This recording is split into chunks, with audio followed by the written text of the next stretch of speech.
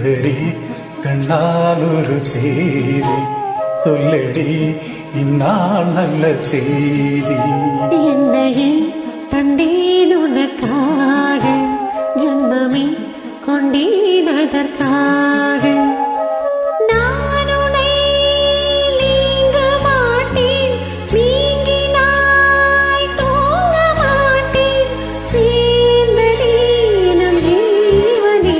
சுந்தரி கண்ணால் ஒரு செய்தி சொல்லடி இந்நாள் நல்ல செய்தி.